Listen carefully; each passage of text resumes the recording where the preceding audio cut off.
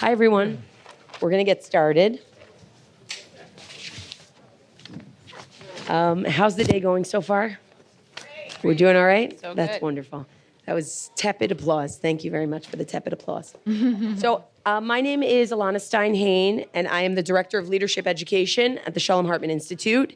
And I have to say that I am so pleased that we are doing what we are doing last week and this week, which is our I Engage conferences in 4 cities across North America. And I am that much more pleased and privileged to be sitting with the 3 people to my left. You may recognize some, you may not recognize others. All are leading pulpit rabbis in their denominations and within the Jewish people. So I will introduce them. Rabbi Angela Buchdahl, Rabbi Gordon Tucker, Rabbi Kenneth Hain. Each of these people could have a panel of their own, actually. You'd probably want to hear each of them say what they have to say for the full hour and 15 minutes, but we're going to split it among them. And what I've asked each of them to do is actually to do something a little bit different. When we talk about the concept of religious Zionism, generally speaking, religious Zionism means something very definitive. It refers to a very specific group of people. Religious Zionists in Israel are generally the national religious, the knitted yarmulkes, the colorful headscarves. And in America, it generally refers to those who are in the Orthodox community, the Mizrahi, the ZOA, that style, not that ZOA is Orthodox per se, but affiliated with religious Zionism, the Mizrahi movement especially. And what I wanted to do is I actually wanted to challenge the notion that the terminology of religious Zionism should belong to one group. And very graciously, the 3 rabbis up here on this panel agreed to do something that may be somewhat out of their comfort zone, which is to try to speak freely, openly, candidly about what religion and Zionism mean to them and to their movements, and how some of the conflicts within religion and Zionism play out. Just to say a word about why I think this is important. For the future of the Jewish people in America, for the future of Zionism in America, we need to be able to open up categories that have remained static for a long time. We need to be able to talk to each other about topics about which we disagree, find places where we agree, and be enriched by our disagreement. And so with that, I've asked each of our panelists to start off by giving us just 3 minutes or so on what religion and Zionism have to do with one another from their point of view. Rabbi Buchdahl, if we can start with you, I'd love for you to lead off. Okay. So I'm a religious Reform Jew and a rabbi, and I am certainly the Jew that I am, and definitely a rabbi because of Israel. My first trip when I was 16, and then the 2 subsequent trips I took through college, which were really very pivotal stages of my Jewish identity and understanding, transformed the way I saw myself as part of the Jewish peoplehood, transformed the way I saw myself as a Jew. And I can't explain it, but I'm going to guess that everyone in this room has probably been to Israel multiple times at least. And so I had that feeling of instant connection and home when I got to Israel, and somehow that I was more awake and alive in that place than I felt like I'd been anywhere else. So it was an instant kind of love affair. At the same time, Israel is simultaneously the hardest place for me to be a religious Jew. And let's put aside sort of some obvious sort of status questions that come up because I'm the child of a Korean non-Jewish mother. And even though I had a halachic gior at the age of 21, my status would probably not be, or at least certainly is called into question in terms of my identity as a Jew in the state of Israel. And this is not something that affects me alone, but hundreds of thousands of Russian and Ethiopian and other Olim as well in the country. But I think it goes beyond that question of sort of my halachic status in the land of Israel. I find Israel to be an incredibly challenging place to be a religious Jew in the way I define it, in part because my observance of the living tradition in the way I see it is not really recognized by the state of Israel. It's not seen as valid. It's probably one of the only places where Jews live in the world where I couldn't have a wedding or a conversion recognized in the way that it would in many other parts of the Jewish world. So that's very hard, in addition to the fact that I think my movement in particular is being derided publicly by officials of the state. So this also makes it very challenging to be a religious Jew in Israel, and a religious Zionist in a way. But I think probably what I found the most existentially challenging when I went to Israel, certainly the first time in 1989, but also subsequent trips, and now it probably counts, I've lost count of how many there are, is seeing this majority of secular Israelis whose foundation for their for their Jewishness is so different than not only mine, but I would say a huge swath of the community that I serve. Because if you'd asked me, what makes you Jewish? I would say, I belong to a synagogue, I celebrated becoming bat mitzvah, I go to services on Rosh Hashanah and Yom Kippur, I go to service on Shabbat, I go to the holidays, I have a regular prayer life, a daily prayer practice, actually. I would say that I live out Torah as I believe it's revealed in the world today. If you say that to an Israeli, they will probably laugh. They'd say, that's funny. And you say, well, what makes your Jewishness? They'd say, well, I don't belong to synagogue, and I didn't celebrate becoming bat mitzvah, certainly. And on Yom Kippur, it's a great day to go bike riding or rollerblading because the streets are empty. It's a holiday. And so when I press them and say, so what constitutes your Jewishness? They'd say, I speak Hebrew, and I live in Israel. It's my nationality. It's who I am. And this is very challenging, not just for me personally as someone who carries kind of multiple national identities or cultural identities, but it kind of reeks of a certain tribalism that I find very, very troubling and difficult. And it is, in some ways, feels like it's not a strong enough identification. And it certainly creates a gulf in some ways, in the ways that American liberal Jews and secular Israeli Jews sort of see their connection to each other and to their Judaism. So I think that this has been probably the most challenging gulf. At the same time, what I realized then, which I would have never identified this way until asked for this panel, is that I'm a religious Zionist, that there is a part of me, and actually if you go back to early Reform Jews who kind of rejected Zionism, what they rejected was the enterprise of a national identity. They wanted to really claim the religious identity of Jews and say this is not about a nationality anymore. And I think that in particular, as you see the changing demographics of the progressive Jewish world, is going to be more and more complicated if we're clinging to a national identity rather than a religious identity. So speaking as a person who in some ways was made a religious Jew because of Israel, I still find Israel the hardest place to be a religious Jew. But I uphold that this country should be a place where the flowering of Judaism in all its forms should flourish. And I pray for that. Thank you so much. Rabbi Tucker. So the question about what is religious Zionism, so the analytic impulse is to say, let's figure out what religion is and let's figure out what Zionism is. So good luck. So I want to ask that question, which may sound strange. I hope it doesn't. What is Jewish religion? It shouldn't sound strange because it's a pretty serious issue today. Because we live in an environment, we've lived in it for some time, but on the largest sweep of Jewish history, it's not that long. An environment in which democracy and the spirit of pluralism has penetrated deeply into the Jewish people, not to be sure in every single quarter, but primarily it has. Mm-hmm. For the religious right, and particularly in Israel, the importance of the Jewish state is in large part the fact that it can now provide official status and protection for its particular way of practicing Jewish religion. Which is not unlike what it was in the precarious shtetl, except now there's a government to promote it and an army to protect it. It's not a huge change when you think about it. So let me give you there's an example at hand here in terms of thinking about what are other alternatives to the kind of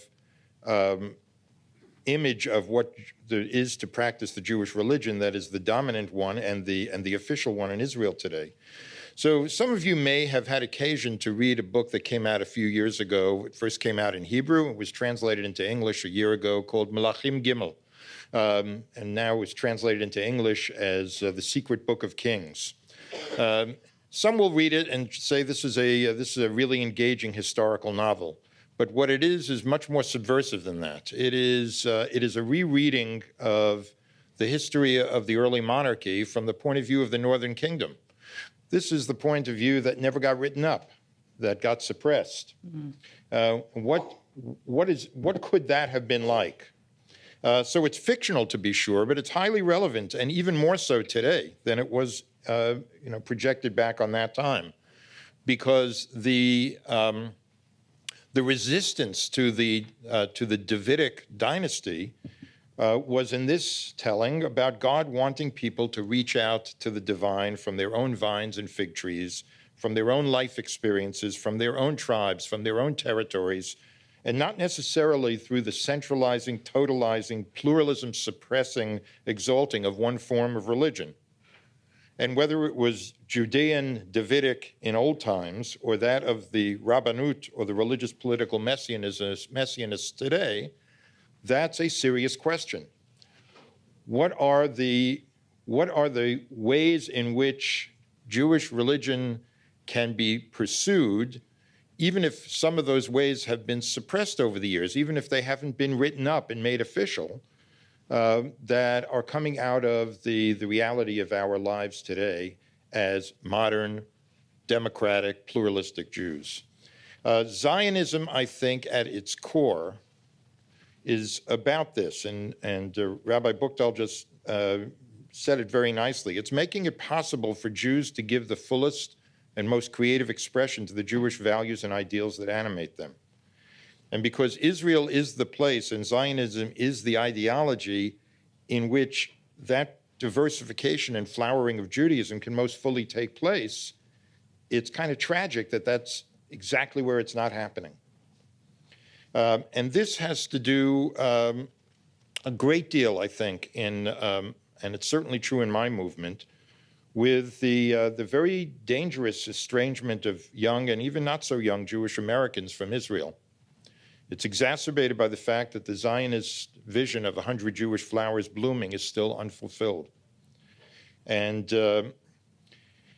religious flowers are most assuredly among those flowers that are not blossoming. They are prime among them.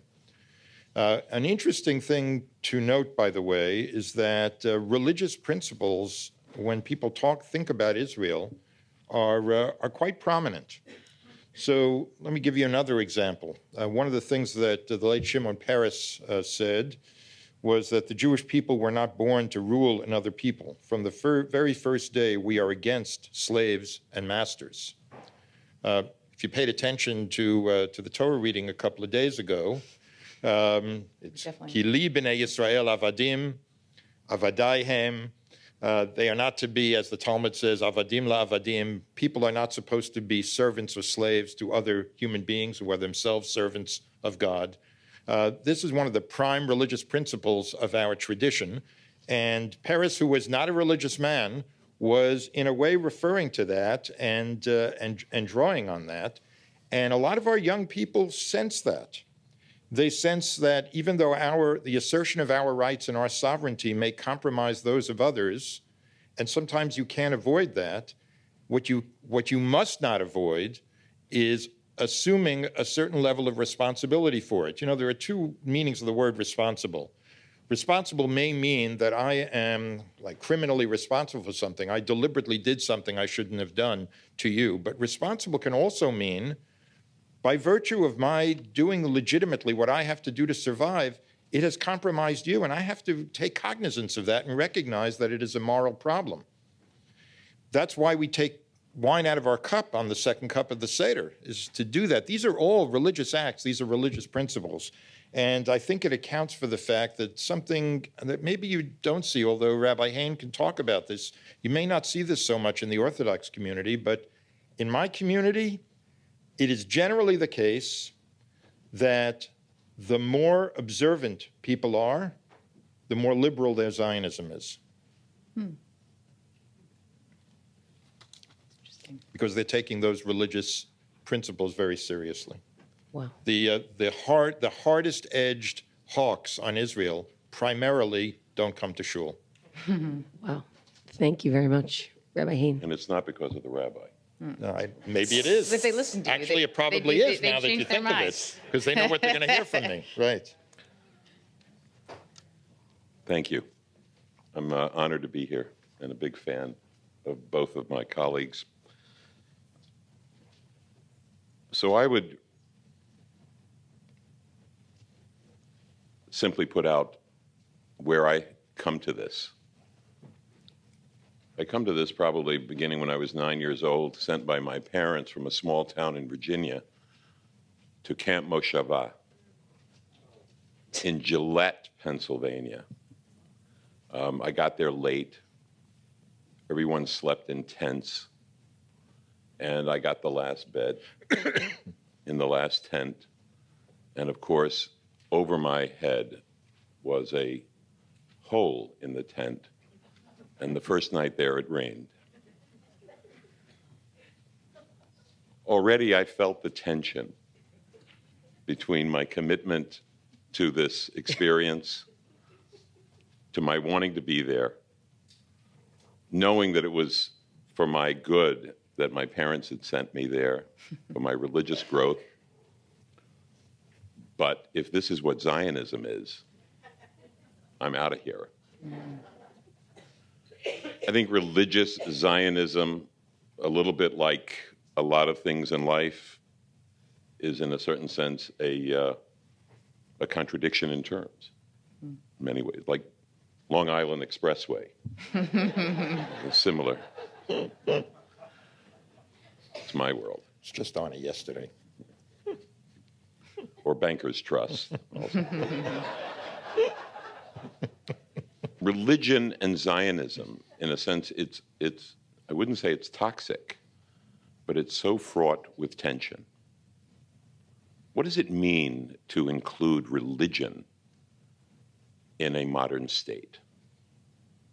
And even now, particularly with the latest push by the Prime Minister of Israel to include the term Jewish when we talk about the Jewish state. Yeah. It's no longer just to recognize Israel, but it's to recognize it as the Jewish state. So what does he mean by the term Jewish? Does he mean people who are born Jewish? No. Does he mean people who are religious? No. Does he mean people who have Jewish values? No, because all of us have Jewish values in some way. So, as with most movements, Zionism stumbled in to what it decided Jewishness would mean.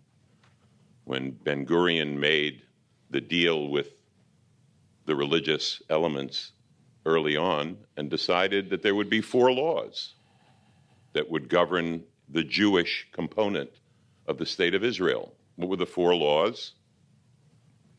The law of return, which we all know a lot about. The law of Shabbat. There's a law of Shabbat, primarily Yom Kippur. There's a law of kashrut, right? Everything in the army and other things. There's still restrictions, I think, in other ways on kashrut. And finally, the real challenging one, the law of marriage. It seemed probably like a wonderful idea in 1948. And we all know now that it's probably the most difficult issue Israel confronts internally. God willing, we're going to have this peace agreement worked out real soon. Then we're going to get to the real challenge. How can we get the Jews of Israel to agree on what the identity of their state is? And so, as an Orthodox rabbi, I recognize how challenging it is for people who are not Orthodox to confront Israel or to experience Israel that defines itself, at least officially, in Orthodox terms. I cringe when I think about that young couple that comes to the rabbi at the Ministry of Religion, and they sit down and talk to that rabbi, who is probably the first rabbi they've ever had a conversation with. And he begins to ask them really difficult questions. First of all, what is your address? And one gives them the address, and then he says, what is your address? And they say, the same. And he says, how could that be? So if they can survive that and still want to have a religious ceremony, I worry this is precisely the tragedy of having a Jewish state that can't figure out how it can accommodate a non-religious society as well as a religious society. So in the aftermath of 1967, today, a historic day, as the Times of Israel wrote in an article, for the first time, God has been brought into the negotiations as our president has gone to the religious site we revere, the Kotel. God has been in the negotiations, in a sense, ever since 1948. And we have not figured out yet how to resolve it for ourselves. So I'm hoping today we will. Yeah, got it. Didn't I tell you you could listen to each of them speak for 40 minutes? I told you. So what I'm going to ask you to do is, we just heard all of you, and Rabbi Buchdahl, you opened this conversation of religion has to be a part of it. Nationalism is not enough, because in many ways the Jews are becoming post-ethnic, and in many ways this ethnic kind of nationalism doesn't appeal to many, at least let's talk about American Jews, because we Doesn't can. even fit as a reality when you look at Israelis across the spectrum now from all these different countries. Yeah, that's true as well, right? Israelis who don't look Ashkenazic German, or who don't look Sephardic Moroccan and may look some other way. And then as soon as you said that word religion, the two of you said, we have to talk about what kind of religion we're talking about. And I think that's very, very telling. And we're going to get back to the pluralism question. But what it also raised for me, and I'm actually going to ask just one of you this question and then the others to jump in and speak to each other, is, okay, so religion has to fit into Zionism somewhere. What about how Zionism fits into religion? That is to say, what do? The three of you are faith leaders. You have people in your synagogue, or potentially people in your synagogue, whose Zionism you don't approve of, or whose Zionism you think is anathema to religion, or whose anti-Zionism you think is anathema to religion. Is there daylight for you between religion and Zionism? And if so, how does it get expressed in your synagogue?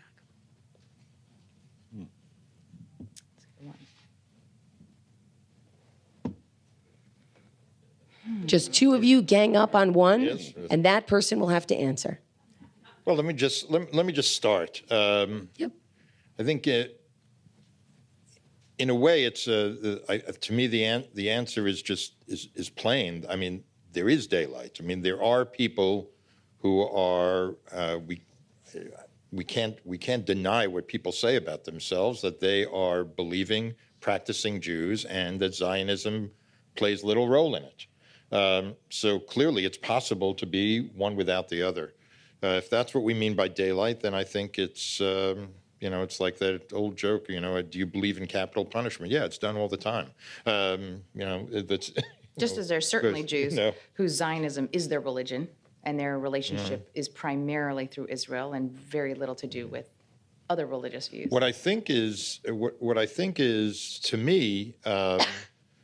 Is missing in that is that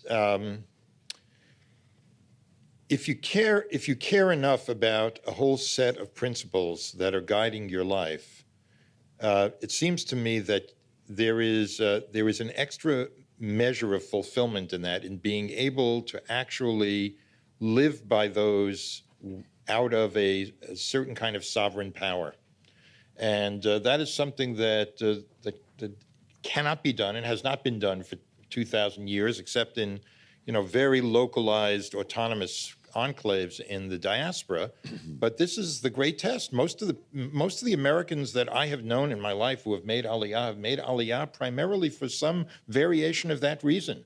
They would say, I don't want to be a spectator to history. I want to be part of history. I want to see what Judaism can be on the ground when it actually has to fulfill itself and take responsibility for itself. That's a fuller and more multidimensional form of Judaism, I think. And not everyone may feel that way, but I see it that way.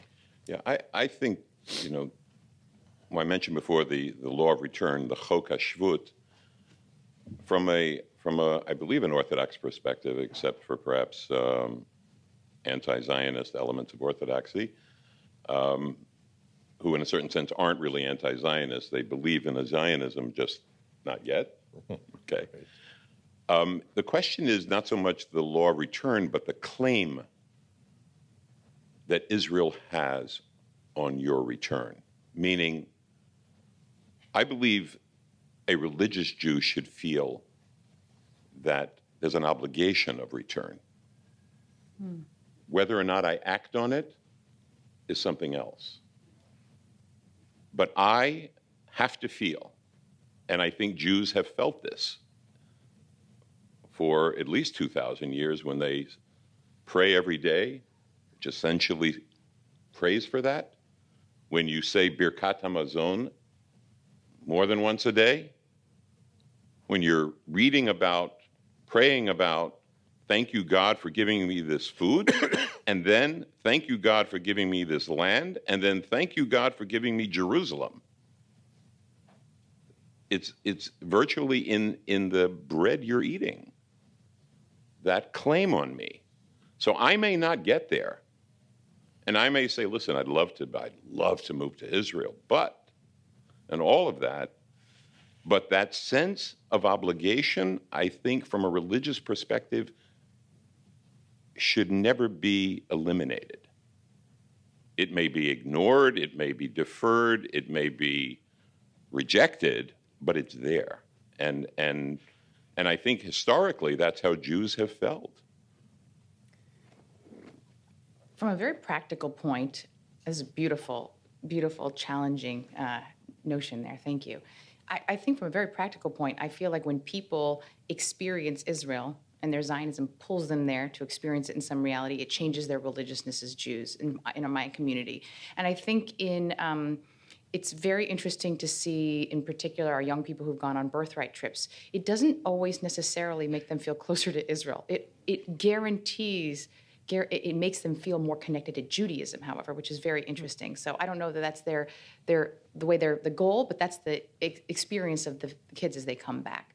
And certainly all these families that take B'nai Mitzvah trips, and there are hundreds of them that are going, their experience, it's sort of what Yossi talked about in the very opening session, that there were these Israelis who completely rejected the religiousness, and then the paratroopers, when they got to that wall at 67, they suddenly felt, smelled, saw that they were part of something so much bigger, and they connected. They could not deny sort of a sense of the power of this history and sacredness and religiosity, I guess, of that experience of being there. And so I would say that there is a strong effect that Zionism has on people's sort of religiosity, I think, in particular in my community, where sometimes the thickness of their religiosity doesn't always come from kind of halakhic observance or ritual observance. So Israel becomes this flashpoint for them that I think sometimes can help them articulate and visualize the religiousness that they're still trying to define in a way. So it deeply impacts their religiousness. So you need it. So We need it. I think we need it. So what would we say about our children who are protesting outside of UJAs and JCRCs and APACs in the name of religious values? Did we do something right? Did we do something wrong? What would we say about that issue? And Rabbi Buchdahl, I'm gonna turn that back to you if that's okay. Sure. You know, the pursuit of sort of these prophetic universal values of peace and justice and the dignity of all have become definitely, the highest principles and the religion of many liberal Jews. And this is, I would say that early classical reform in particular wanted to throw out everything else that felt mostly particularistic and mosaic and perhaps at that time almost primitive, and instead said, well, let's if we could, without stripping everything away, let's bring this to ethical monotheism of some kind in a way that we see everyone. So I think it's not a surprise that the effect of this, ultimately, even generations later, is a sense that the highest values we can uphold are, dignity of individuals and a sort of an embrace of universal values. So in some ways, yes, we've succeeded. In other ways, we have not taught our children to stand up for their own particularism, because in some ways you can't stand in the mass without actually understanding who you are in that. And I'm afraid that part of the reason that they're protesting is they still don't actually understand where they stand individually within that. Wow. Yeah, I would offer that I'm heartened by it in a sense as well, as much as I may disagree with their protest. I love the fact that Jews in America are acting out on their commitment to justice, to fairness, and to their perception of who's being oppressed that deserves their support. I may disagree with it. I may feel I actually was there and thought it was a rather respectful protest.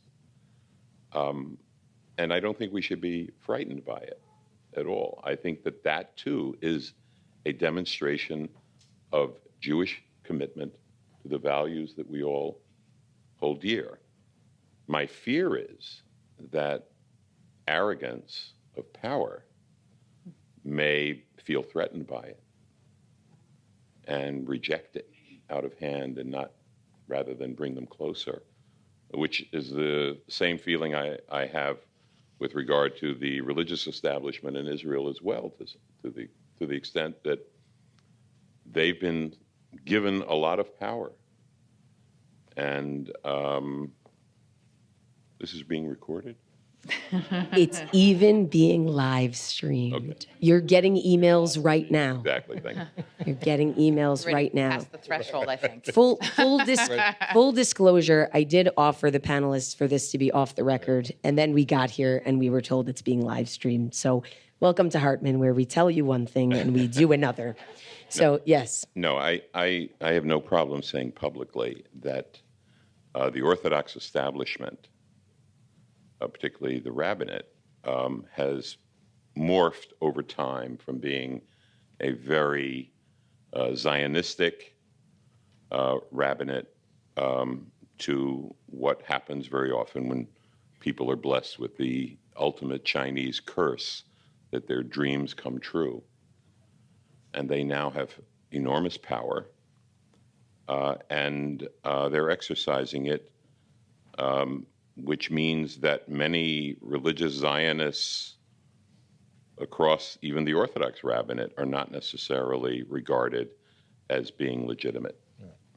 So we're living at a time when the success of Israel's political leadership has fallen into the trap of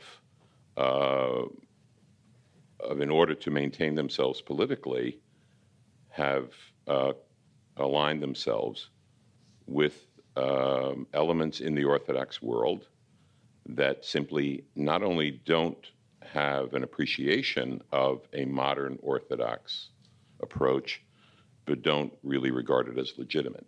Mm-hmm. So in that sense, we are not far apart. But the challenge is And I don't think you can, in a certain sense, you can't blame the Orthodox for it, because it's the secular politicians who made that judgment and who made those alliances, And so if you ask, if you have delegated who your decisor is on what's kosher and what's not, then ask the person or ask the political group or parties that decided to make that relationship. My prayer is that the Orthodox establishment recognizes how problematic it can be if the Jewish world perceives the Jewish religion as being reflected only from their decisions, and that establishment exercise an element of humility. And that's a very present danger, because with the demographic shift towards Israel, which is one of the great triumphs of Zionism, it means that the face of Judaism worldwide will more and more be the face of Judaism in Israel. And on this last point about the rabbinate, and then I want to get back for a moment to the young protesters. I remember David Hartman of blessed memory years ago saying, Ben-Gurion thought he would give the religious communities a little yahrzeit candle. He didn't know it was going to become a bonfire. You could hear him saying it. What they have not created a religious state. They have created a religious enclave, a religious shtetl that is protected by a state, and that's a huge difference in conception of what we are seeing. For the young protesters, I agree with everything that was said, and there's sometimes, as it's not just young people, old people can be naive as well. They can miss certain things. They can miss out on the importance of a certain kind of self-preservation and particularism. But one of the things that we have to do in engaging them is acknowledge to them that we understand that a large part of what they are acting out of is some things that their parents, grandparents, their teachers, their tradition has taught them. The basic Jewish concept that there are things that yehareg ve'al ya'avor, that there are certain things that you may have to give up your life for rather than do, tells you that survival is not the ultimate value. It's obviously operationally and pragmatically a hugely important thing, because you can't do anything at all in the world if you don't survive. But that doesn't make it the ultimate value. There are things that are even more important. And that means that as collectives, as a collective society, we have to get our best wisdom, our best heads together to make sure that we never get into the position of having to choose between these two things. That is, I think, what young people sense is not, the heads are not being put together on that. And I think that is very vexing to them. And I think it is something that if we acknowledge to them that we understand that they're doing that and we engage on that level, I suspect that most of the people who were either thought it was a nice, respectful protest or thought it was a horrible thing were in one way or another, neither of them really engaging with them on that level. And I think that's going to be really important. When we were talking about on the phone, just preparing for this session, I came back to the modification of the old Bill Clinton campaign slogan, "It's about our kids, stupid." That's what it's about, and that's what I live with as a rabbi. I'm sure you do too, sure. Day in and day out. So all very thoughtful and different answers, and maybe unexpected, actually, from each of you in certain ways. I like that you all gravitated towards the non-Zionists, because I also mentioned the right-wing Zionists. Let's talk about the right-wing Zionists. The right-wing Zionists with whom you deeply disagree, or you deeply agree but know that others disagree with. What is the place of the right-wing Zionist in your synagogue? What is the place? You said they don't come to shul. What's the place for those who are privileging particularism? over other things. How do you have that conversation? And, I have to say the person immediately to my left, we are related by marriage to a very wonderful man. That's his youngest son. So I'm going to start this one with Dad because it'll soften it a little bit. Dad, in your community, in the Orthodox community in which you serve and the Orthodox world, there is a lot of right-wing Zionism. And there's also a lot of conversation among center and left-wing Zionists within the Orthodox community about some discomfort. How do you reconcile the different conversations? How do you reconcile the fact that there are people in your synagogue who would not sit on this stage, would not have a conversation about religious Zionism with people who aren't in their official camp on it? What do you think? How do we deal with that? So interestingly, I don't think any of those rabid religious Zionists in my congregation would have a problem with this, because to them, it's all about Zionism. Interesting. It's all about. So they might not call me a rabbi, but they'd be glad I was a They love Zionist. you. Exactly. Interesting. Interesting. It's a question of, in fact, it's almost an elimination of the religious element. It's so politicized that mine come to shul, though. That's the only difference, maybe. A few of mine do too. I'm Okay, just talking good. broad. No, I'd like to. I wouldn't mind if maybe they didn't, but no, they're. This is being live streamed, Okay. and they know who they are, Dad. They know who they are. There are other minyanim they can go to. Right. Orthodoxy is also pluralistic. Pluralistic, That's absolutely. right. Right. That's what we're calling it now. One big smorgasbord. Exactly. The Kiddush, obviously. The remarkable, and I'm still stunned by it, response of my community politically over the last year is reflective of how remarkable I would say almost fanatical the commitment to Zionism is in their perception. And I respect it because in a certain sense, it's a wonderful expression of their love of Israel, of the fact that they see Israel as under siege, and they are prepared to do whatever they can politically, at least, if not, personally and financially, to ensure Israel's survival.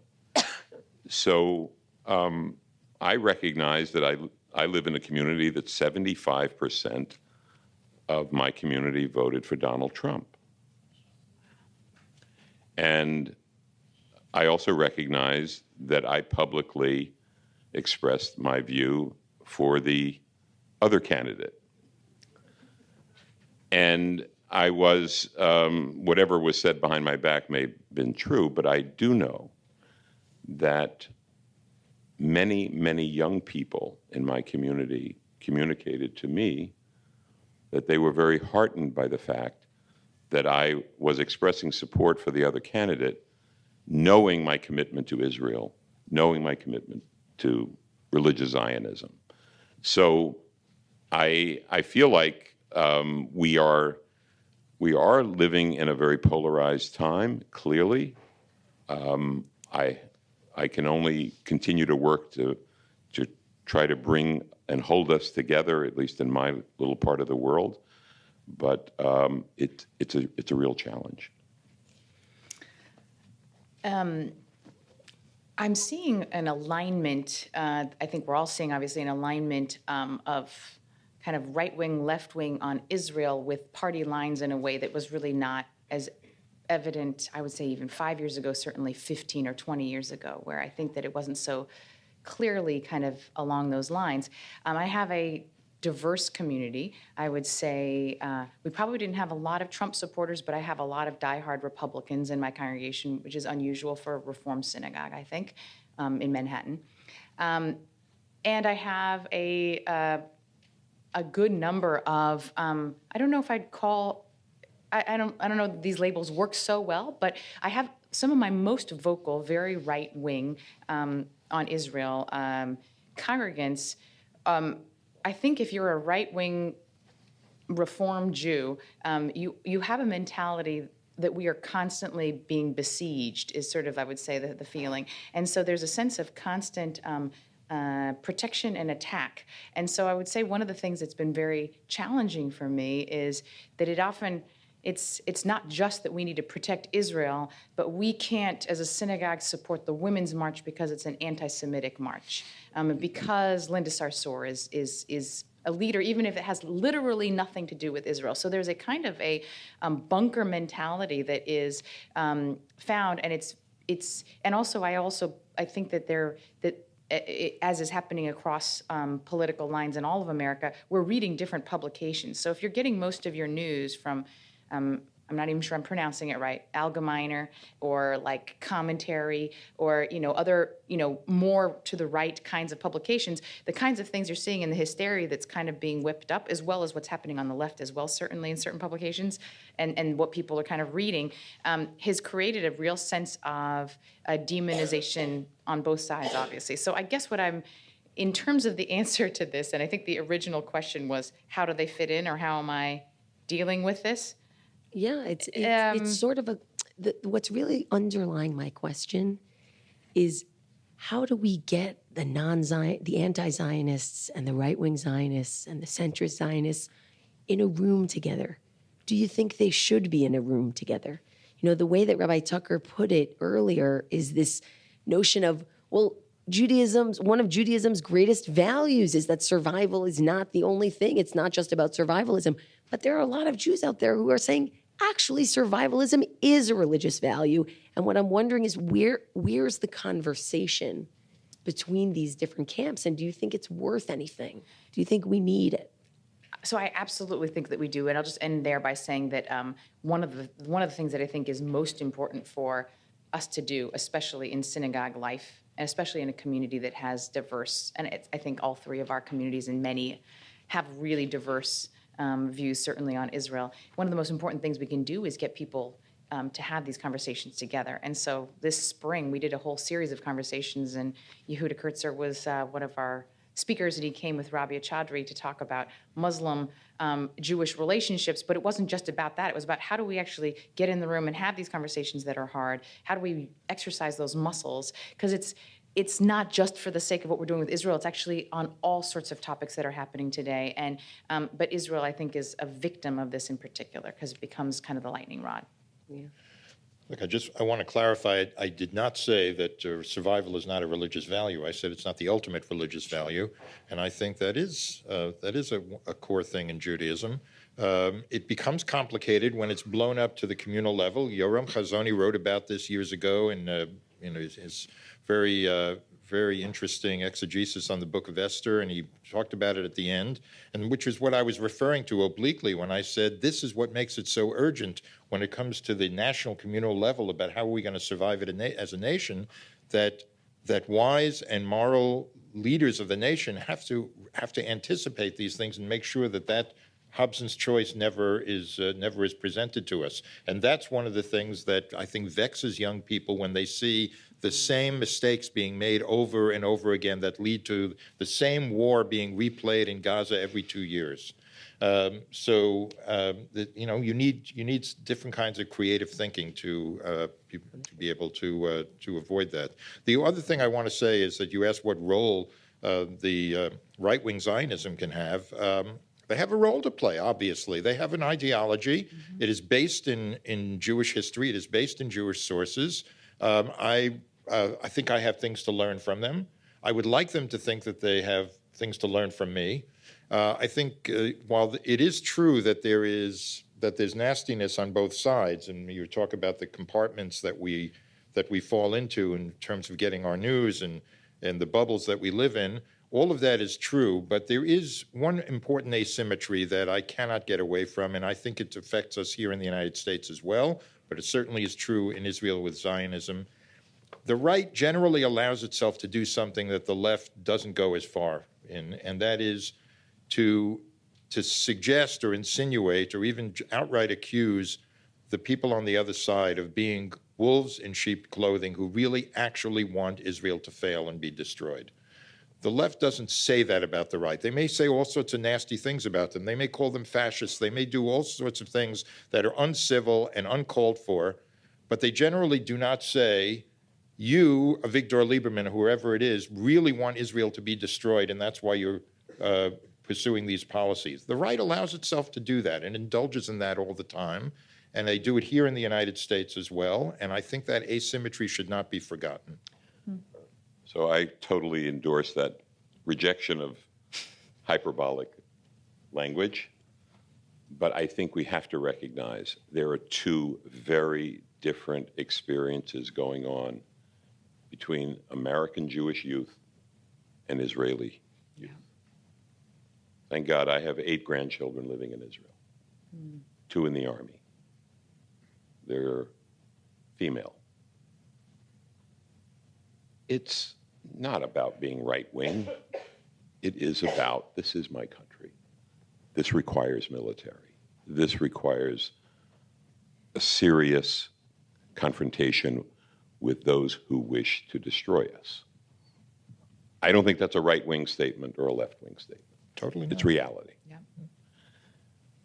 There is an American Jewish youth that simply has not had that experience and can't begin, unless they've really spent a little time there, to even appreciate the degree of intensity that that continuous threat presents. So, and I think we all understand that I don't blame them for espousing a view that says, if not now, as Yossi was quoting earlier. I think it's naive. I think it's disconnected from reality. So I think that, we are, what is it? Where we stand depends on where we sit. Mm-hmm. And it is two very different perspectives, which I encourage, at least in my work, hopefully, for people to hear both. Not a rejection of this sort of, as some might call a bright-eyed, liberal, Pollyannish view of reality, but to hear it and to understand it, but also to promote communication. So we have about 20 minutes left. I'd love to open questions to the audience if there are people who have. I think there's been a lot set up here that's provocative enough to stimulate some great questions. Yes, you in the front, sir. I see you in the back. We're going to get to you next. Okay, in Judaism, there are two kinds of disputes. Disputes which endure and are constructive for the heaven's sake, la Shem Shamayim, and disputes which don't last and they are destructive for one's sake, la Shem Atzmo. So my question is, we discuss here various kind of disputes between different segments of the Jewish population, between different kind of ideologies.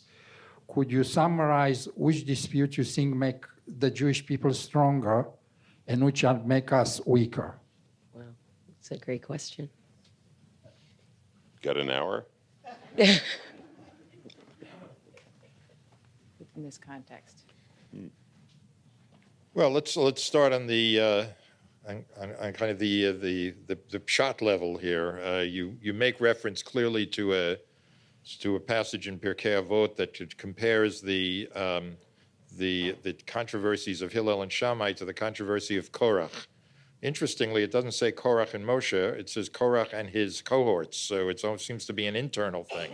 But the surface meaning seems to be that there is a difference between different sides recognizing that there needs to be an honest struggle for truth, and that this requires some debate and some confrontation, but that one is trying to get to some kind of common goal that goes beyond the self. And the Korach rebellion presumably represents something about self-aggrandizement. And those are, that's a major dividing line. Whether people are able to, one of the definitions that's been given of pluralism is my recognizing your right to be right in a different way. And that's actually what the tradition did with Hillel and Shammai, as it turns out. So if we can frame the kinds of controversies that we have, if we can engage the young people outside the AIPAC conference and have those people learn to engage the people inside the AIPAC conference in that kind of spirit, it'll be a fertile kind of confrontation. If people ignore each other or just demonize each other, it'll just be serving their own purposes and just providing further confirmation that, of course, I'm right and they're wrong. And that is not going to help Israel. And it's unfortunately one of the things that happens with some of the entrenched interests that have been given power by the state. They are constantly just giving more and more affirmation through their power that theirs is the right and the only way.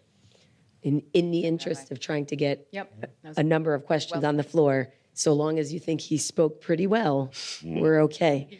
Yes, to the lady in the back, please. Thank you. It may sound a little bit like a comment, but I do have, it's going to lead to a question. I was struck by Rabbi Hain's comment about the young people who come from a place of good heart, which I agree is important. And you mentioned it's not dangerous, but a good heart and ignorance is very dangerous. And I work at Columbia University, I have a problem with my voice. I work at Columbia University, and I was shocked when I talked to young Jewish students who didn't know that Israel was legally created by the UN. And there's so much energy and money possibly going into propaganda against Israel. But what can be done about historical ignorance and that being used as a really important tool by people who do want to destroy Israel?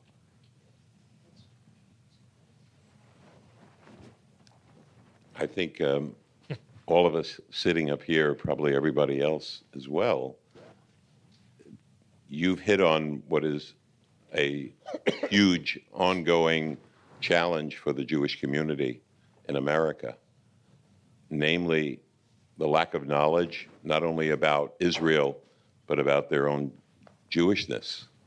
Yeah. So I fully agree that this is really where it's at. We shouldn't be afraid of different opinions. And my particular movement has stressed Jewish education as a fundamental element of what sustains us. And I'm sure we all agree. The question is how that gets done. But clearly, you're absolutely right. That is the only way we can confront the challenges. I know that we also prioritize Israel education for our kids, but it has to be beyond kind of creating lawyers for Israel. It also needs to be creating lovers of Israel.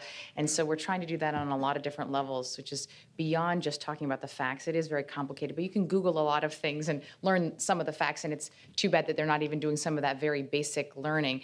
But I also think that on a deeper level, we have to be able to somehow instill a love of Israel and a connection, so then there's the desire to do some of that learning. Because if there's not, I think it's very easy to kind of throw up your hands and say, it's just too complicated, too messy, too ugly, and I'm just not going to be involved. Which makes it very, very important to make sure that our young people are having the right kinds of Israel experiences. If they're on their campuses and they are confronted with a binary between some dreamy idea of a democratic state of all of its inhabitants, something that's never happened and never will happen, and that is being stacked up against some of the harsher pronouncements of a particular Israeli government, we're going to lose every time. They have to understand something about what's going on in the grassroots of Israeli society. So when our kids go and they see people with kippot on their heads working for Bedouin rights in the Negev, they now understand this is a different kind of society. These are people who serve in the army, who are religiously motivated, and who are trying to make a more democratic, more just society. That makes them love Israel. And that's what we have to try to introduce them to, rather than, as I like the way you put it, not just give them the playbook and make them lawyers for Israel. That may be important in a limited kind of way, but that's not going to win the battle. It seems like the drift to the right in Israel is having a very profound effect on the way, particularly our young people, view Israel. There's a divergence of values.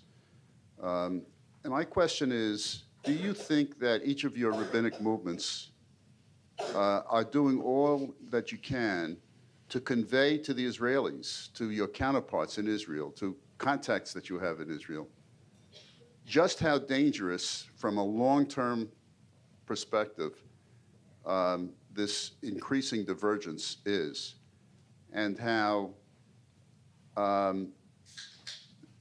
Israel, in many ways, is moving away from traditional Western values by becoming more of a theocracy? I know that Rabbi Rick Jacobs, the head of the Reform movement, has been very, very involved, visited Israel probably more than any other UAHC president in recent memory. I know that one of the kind of the flashpoints has been around the wall and the Kotel and creating an egalitarian prayer space there. I have personally some complicated views about this, just because I know that I think we should have the right to be able to create some egalitarian prayer space. And in fact, there is already some, but to fulfill kind of the promise that was made by the government. The reason why it's a little bit complicated is because I think that in terms of kind of the way Israelis feel about the wall, this is not their issue. There are bigger fish to fry for reform or progressive Jews in Israel, including things like marriage and funding for their institutions and all of that. So in some ways, it feels a little bit like an imported American issue.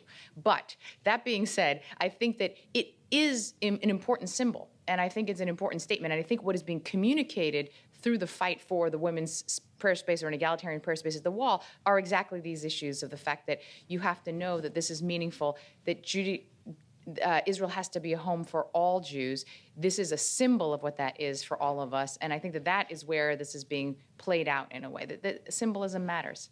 So I think there has been a lot of work on this from the Reform movement. A question over here.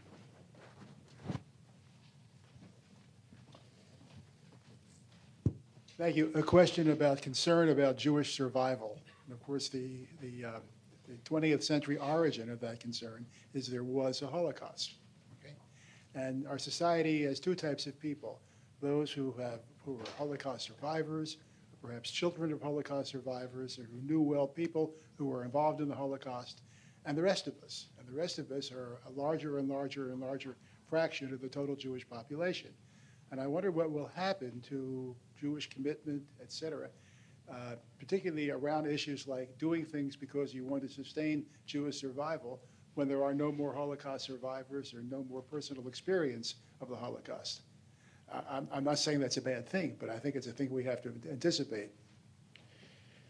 Okay, I think that's very true, and not a whole lot that can be done about the march of time. But you should recognize it's not just about the Shoah and the Holocaust. This is the week. This is the week of the anniversary. I'm 66 years old. If you're not more than a few years younger than me, you don't remember the existential angst in the month leading up to that war. Mm-hmm. All you remember are the various decisions and non-decisions, some smart, some questionable, some tragic, that happened since then that have brought us to where we are now. So we've got a disappearing generation. I don't mean to be morbid about this. That will understand, that thing that sent me as a teenager out into the streets with a pushka in the middle of May of 1967, trying to figure out what I could possibly do my father having fits because he was a wonderful man, but he would, stay under the radar kind of type, But we felt it deeply. But there are fewer and fewer people who do.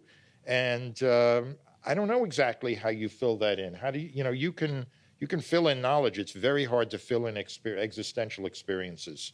And that's maybe something we ought to try to figure out. I would be remiss if I didn't mention something that happened at our Seder this year, which is a young woman said that if you'll notice in the Haggadah on Seder night, there are so many stories about people telling stories of the Exodus. No one's telling their personal story of the Exodus. It's people telling stories of others telling stories. And she was actually saying it in connection to 1967, to 1948, to 1939, to 45. In terms of that, how do we get people telling stories about people telling stories? We're over there.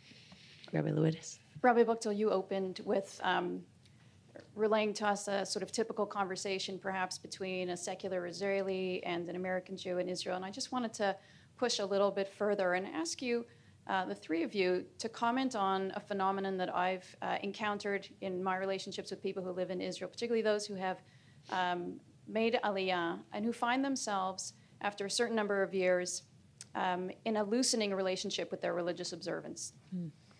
And I wonder if you feel that we have sufficiently offered a renewed ritual and spiritual language that can accommodate what it means to come home to the land in a way that could perhaps help people develop a more robust relationship to their spirituality, having made that move to Israel. And I wonder if that language could perhaps also help what is, for many of us, a worrying diminishment of the next generation here's connection both to Israel and to spirituality, Jewish spirituality. Is it okay to just get briefly homiletic? Sure. That's what we do, You're right? a rabbi. Right? We're allowed to do that? Yetzirah is always there. It depends it actually depends what briefly means. That's what it depends on. A couple of weeks ago, we had this weird day on the calendar that's called the Second Passover. It's described in the Book of Numbers, and there's a little quirk in the writing in the Torah that talks about if someone is too far away from the sanctuary, and in the month of Nisan, that person can get a second chance in the second month. And there's a little dot that's scribally over it, and they talk about what the significance of that dot is, and they say, how far away do you have to be to avail yourself of that privilege of the makeup day? And the answer is the dot tells you that even if you were at the very threshold of the sanctuary but didn't go in. And I always ask myself for years, if you're at the threshold of the sanctuary, why didn't you go in? And it was only through my work with the Masorti movement in Israel that I began to understand that there are people all over Israel who are at the threshold of the sanctuary and not going in because they're not being invited in, because what they know they're going to see inside that they in some way or other yearn for is something that's not going to fit their life, their understanding of what life is about, and what their life as an Israeli and maybe as a Jew is about. There's been a lot of condescension, I think, to Israelis over the years. People have said, you're bringing an American thing here. Most Israelis are not spiritual. The Orthodox are spiritual. Secular Israelis are not. And I always felt that there was a horrible condescension and a horrible insult. Human beings are human beings. Most of them do have spiritual yearnings. They just haven't been given the ground hasn't been sufficiently prepared for it, and in large part for some of the things we've been discussing. And there are organizations that are paying attention to this now. There's one called V'ahavta, Taf Aleph now for Tel Aviv, that's creating a Tel Aviv Judaism. Neuwirth, yes.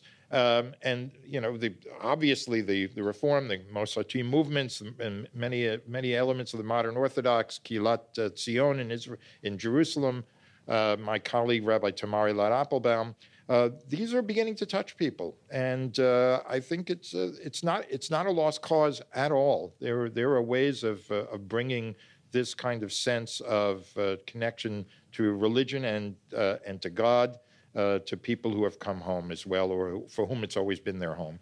I would just add that in subsequent trips to Israel, we've now visited things like secular yeshivot, and it's starting to happen. The movement's happening. I think unfortunately that the kind of the stranglehold that the rabbinate has had on what religion is or has to look like has really turned off a lot of Israelis who would otherwise be open to it, I think, but sort of see religiousness in a certain way that seems very negative. But I do think that there are people and seeds that have been planted all over the country now that are now starting to take root, where people are seeing an alternative. And I think that that's the hope. Right. So I would just say 2 points. One, I totally agree with that. My bad analogy, perhaps, with regard to the rabbinical control is it's a little bit like the NRA here, meaning there's overwhelming rejection of that view, but politically we're stuck with it. And there's not a whole lot we can do about it. What I am concerned about is actually the other side of that question, which is the growing number of Orthodox Jews who are so invested in religion that they are basically losing touch with their national obligations. And that, given their birth rate, is a huge and growing problem. So I'm just going to ask you to leave us with an image, each of you, as we finish off. The image that I'd love for each of you to leave us with is an image of a moment when you experienced religion and Zionism in tandem. In a memorable way. No, I didn't prep you for this one because I want it to be real and not rehearsed. Leave us with not tension, not problems, not on the one hand, but on the other. Give us something whole that moved you.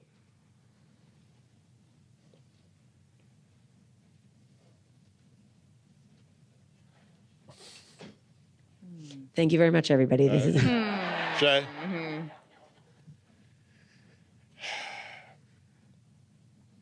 I spent 4 months in Israel in 2003, and I'm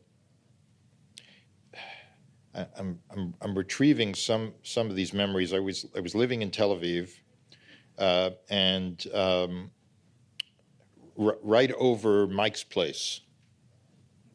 And at the end of April that year was when there was a bombing there. And this is going to sound like a weird religious moment, but it somehow was for me. I actually was off on a bike trip when it happened, and had this Israeli experience of my relatives of mine who knew I was in Israel and knew where I was living. I suddenly stopped, on my bike, and I had 7 messages on my cell phone. And I said, "What the heck?" 7 messages, and it turns out that they had all known that what had happened there, and they didn't know that I was down in the Negev at the time. But I got back a few days later, and it was right around the time Mike's place was reopening, as they do, and it was kind of an amazingly joyous evening with people just kind of celebrating life. And I remember looking around, and there were these young men and young women there, and you know what Tel Aviv is like. They were all tattooed, right? And I'm thinking to myself, these kids, they're all going to be grandparents someday, right?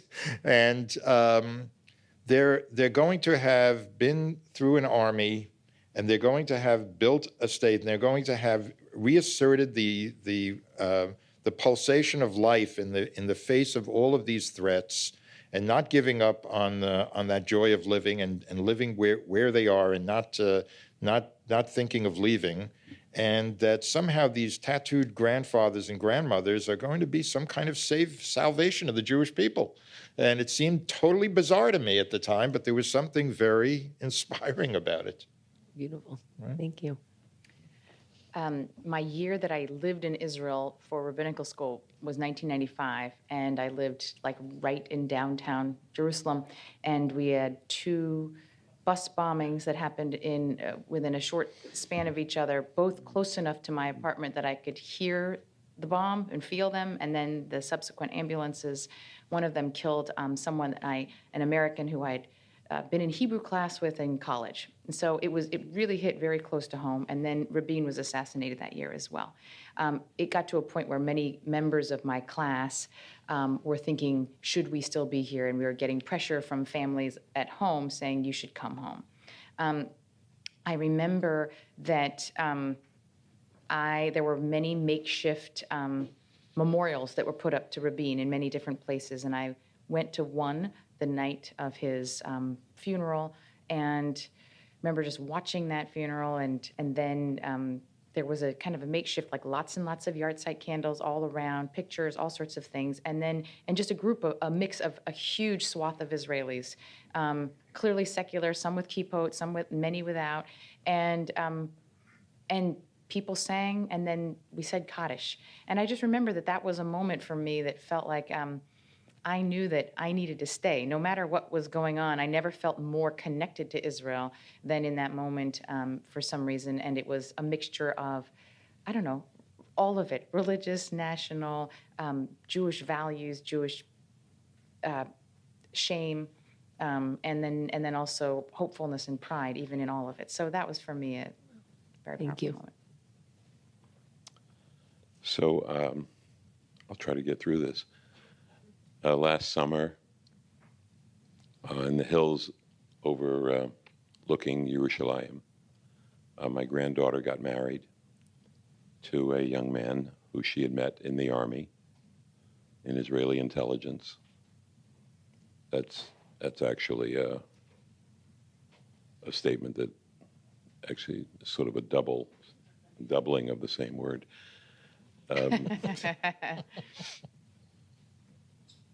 And standing there just flashed Odi Shama Be'orei Yehuda v'chutzot Yerushalayim. The sense that how fortunate that these 2 kids from grandparents from South Africa to South America to Scranton, Pennsylvania to Danville, Virginia, were going to live a life that was really unimaginable 100 years ago. And just the sense that yesh tikva, there really is hope. Thank you very much to our panelists. Thoughtful, passionate, nuanced. We couldn't ask for anything more. Thanks, Elana. Very much, and thank you. Thank you, everybody. We have about a 15-minute